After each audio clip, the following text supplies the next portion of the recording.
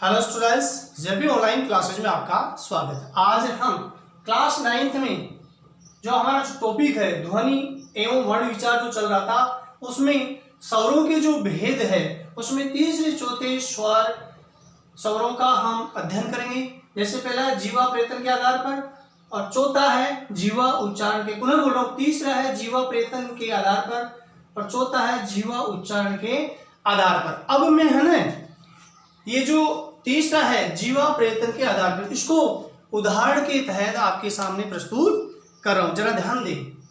जैसे सबसे पहले है मैं आपको बतला रहा हूं, इसके लिए बतला रहा हूं, इसके उदाहरण आ। दूसरा है इसके उदाहरण ए। अगला उदाहरण है ई री।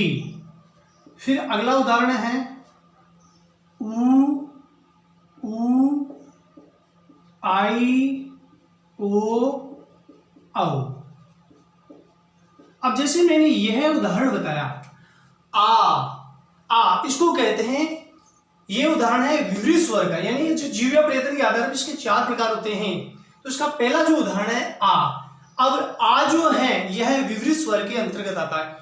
वे स्वर जिनका उच्चारण करते समय और मुख पूरा खुलता हो, यानी इसको, ये जो उदाहरण मैंने बताया यह विवृत स्वर का है, जो जीवा प्रेतन के आधार पर इसका जो पहला जो भाग है, पहला जो प्रकार है विवृत स्वर के अंतर्गत आता है।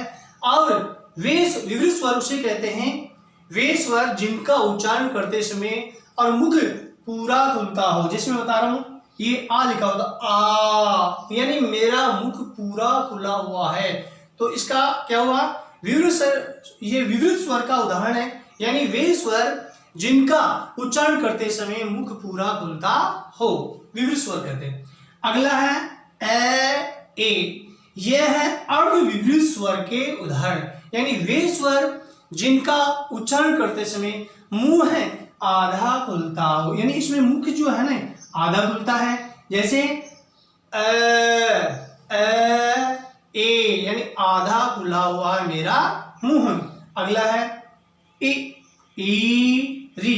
इसको कहेंगे संवृत स्वर। वे स्वर जिनका उच्चारण करते समय मुख बहुत कम खुलता हो, उसको हम संवृत स्वर कहते हैं। जैसे बिल्कुल कम खुलता हो, संवृत स्वर कहलाते हैं। जैसे ई री, मेरा मुंह बिल्कुल ही कम खुलता है, तो इनको, ये जो उदाहरण है ये संवृत स्वर के हैं। अगला है ऊ आई ओ औ। ये अर्ध संवृत स्वर के उदाहरण है, यानी इसका जो चौथा प्रकार है वह है अर्ध संवृत स्वर। वे स्वर जिनका उच्चारण करते समय मुंह आधा खुला रहता है और होठों की आकृति परिवर्तित होती रहती है। जैसे मैं बता रहा हूं, ऊ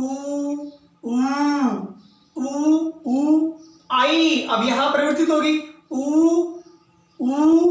आई परिवर्तित होगी। उसके बाद में ओ आओ, यानी होठों की आकृति है वह परिवर्तित होती रहती है। अब इस प्रकार इसके जो 4 भाग में पुनः बता रहा हूं।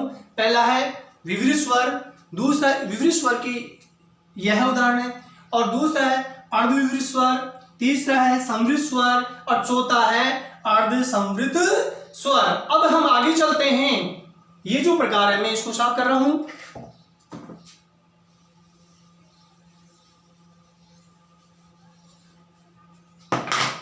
जिह्वा उच्चारण के आधार पर इसके 3 भाग होते हैं, तो मैं इसके उदाहरण लिख रहा हूं आपके सामने।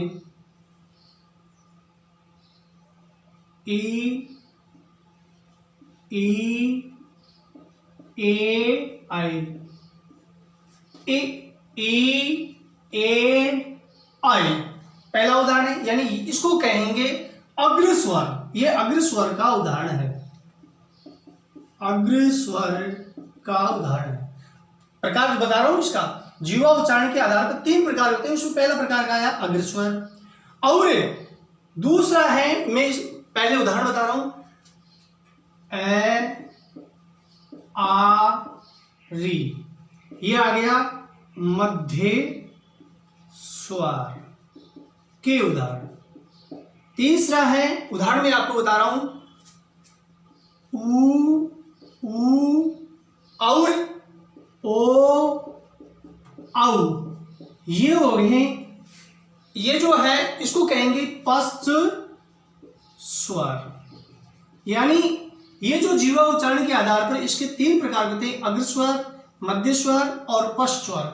अब अग्रस्वर किसे कहते हैं? वे स्वर जिनका उच्चारण और जीभ के अगले भाग से, यानी जिन स्वरों का उच्चारण जीवा के अग्रभाग से होता है उनको अग्रस्वर कहते हैं।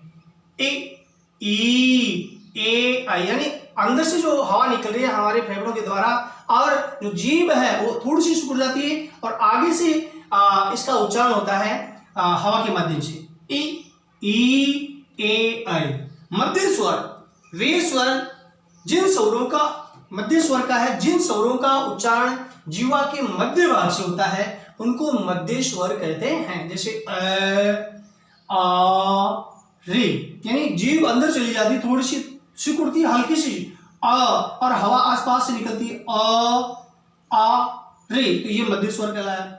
अगला है पश्च स्वर, यानी वे स्वर जिनका उच्चारण करते समय जिनका उच्चारण जीवा के पिछले भाग से होता है। वे स्वर जिनका उच्चारण जीवा के पश्च भाग से होता है उसको पश्च स्वर कहते हैं। जैसे उ, ऊ, ओ, आओ, यानी हवा है ऊपर से निकलती हुई हमें नजर आती है तो ये महसूस किया जाता है। तो ये अग्रस्वर ए, ई, ए, आई, यानी जीवा के अग्रभाग से। मध्य स्वर ए, आ, री, ये जीवा के मध्य भाग से होता है। पश्च स्वर उ, ऊ, ओ, औ, ये जीवा के पश्च भाग से इनका उच्चारण होता है। अब जो हम पहले जो पढ़ चुके, पहला दूसरा, अब तीसरा स्वरों की जो भेद है, तीसरा लिखित रूप में उसका अध्ययन करेंगे। जीवा प्रयत्न के आधार पर इसके 4 भेद माने जाते हैं। पहला है विवृत स्वर, वे स्वर जिनका उच्चारण करते समय मुख पूरा खुलता हो विवृत स्वर कहलाते हैं। यानी आ जो है ध्वनि, इसका जब हम उच्चारण करेंगे तो मुख जो है हमारा पूरा खुलता है। अगला है अर्ध विवृत स्वर, वे स्वर जिनका उच्चारण करते समय मुंह है आधा खुलता हो अर्ध विवृत स्वर कहलाते हैं। यानी ए और ए जो है ध्वनियां है, स्वर है, इनका जब हम उच्चारण करेंगे तो जो मुंह है वह हमारा आधा खुलेगा। अगला भाग प्रकार इसका तीसरा संवृत स्वर, वे स्वर जिनका उच्चारण करते समय मुंह है बहुत कम खुलता हो उसे संवृत स्वर कहते हैं। जैसे ई, ई, री, ये जो हमारे जो स्वर है इनका जब उच्चारण करेंगे तो हमारा जो मुंह है बहुत ही कम खुलता है। अब जीवा प्रयत्न के आधार पर इसका जो चौथा प्रकार है अर्ध संवृत स्वर, वे स्वर जिनका उच्चारण करते समय मुंह है आधा बंद रहता हो तथा होठों की आकृति प्रवर्तित होती हो उसे अर्ध संवृत स्वर कहते हैं।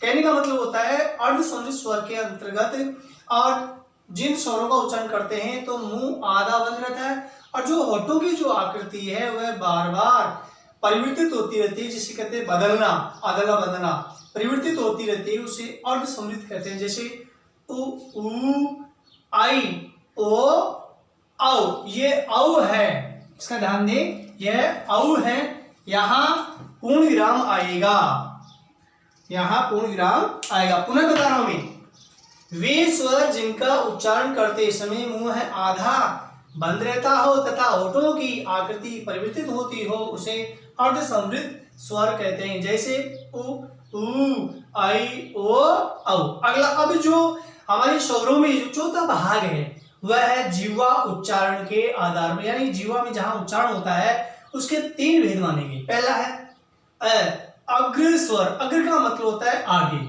यानी जिन स्वरों का उच्चारण जीवा के अग्र भाग से होता हो वे अग्र स्वर कहलाते हैं। यानी जब इन जो ये स्वर लिखे हुए ई, ई, ए, आई, इनका उच्चारण जीवा के अगले भाग से होता है। जीवा का मतलब होता है हमारी जीभ। तो पुनः देखिए, जिन स्वरों का उच्चारण जीवा के अग्र भाग से होता हो अग्र स्वर कहलाते हैं। यानी हम वे स्वर जिनका उच्चारण करते समय और जीवा का जो अगला भाग काम में आता है वह अग्र स्वर के अंतर्गत आते हैं। उदाहरण है ई, ए, आई।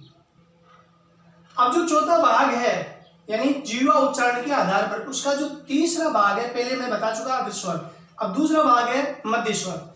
जिन स्वरों का उच्चारण जीवा के मध्य भाग से होता हो मध्य स्वर कहलाते। यानी जीवा जो है, हमारी जो जीभ है उसके मध्य बीच के भाग से इनका उच्चारण होता है, उसको मध्य स्वर कहते हैं। पुनः देखिए, जिन स्वरों का उच्चारण जीवा के मध्य भाग से होता हो मध्य स्वर कहलाते। जैसे अ, आ, री। अगला है पश्च स्वर। वे स्वर जिनका उच्चारण जीवा के पश्च भाग से होता हो पश्च स्वर कहलाते। इन ये जो उ, ऊ, ओ, औ, इनका उच्चारण जो हमारी जीभ है उसके पिछले भाग से इनका उच्चारण होता है। तो पुनः बता रहा हूं, पश्च स्वर किसे कहते हैं? वे स्वर जिनका उच्चारण जीवा के पश्च भाग से होता हो पश्च स्वर कहलाते हैं। जैसे उ, ऊ, ओ,